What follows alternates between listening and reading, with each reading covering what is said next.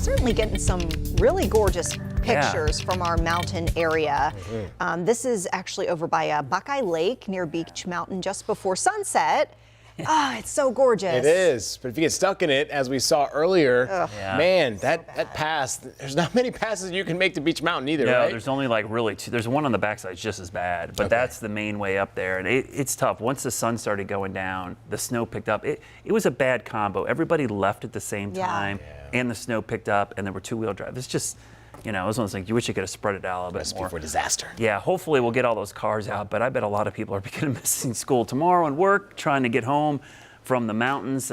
Sometimes it's fun to be snowed in, but not if you don't have a place to stay. So it's going to be a tough go for some of those folks tonight. Windy and colder tonight as that Arctic front moves in, and it's going to be a chilly middle of the week. We've got more snow and cold for the weekend. So if you didn't go skiing this weekend, you're heading up to the mountains next weekend, it could be just as snowy. In fact, it's going to be even colder. So today temperatures were like flirting with the freezing mark, but next weekend we're going to have the Arctic chill, so it could be even fluffier snow. Still snowing. That's why I said there's a good chance we could surpass 20 inches at Beech Mountain. And again, it's picking back up. I've been watching the cameras up there.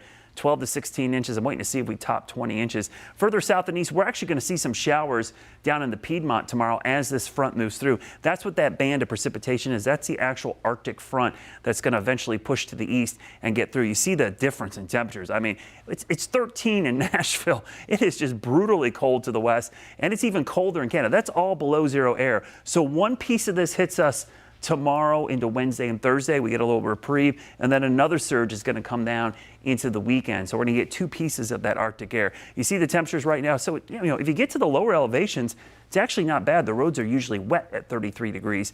Tomorrow, though, temperatures actually fall, so it'll get colder as the day goes on. So I think roads will get even worse up there tomorrow as things refreeze. For us, temperatures falling.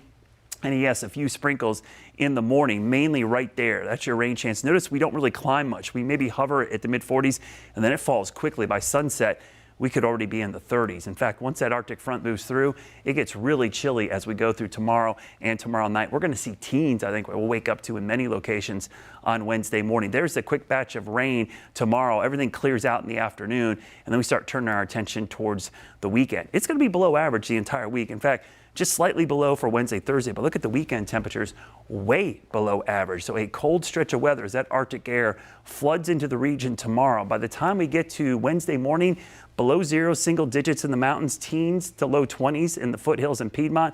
We may not get out of the 30s for highs on Wednesday. Starts to warm up a little bit by Thursday, but not by much.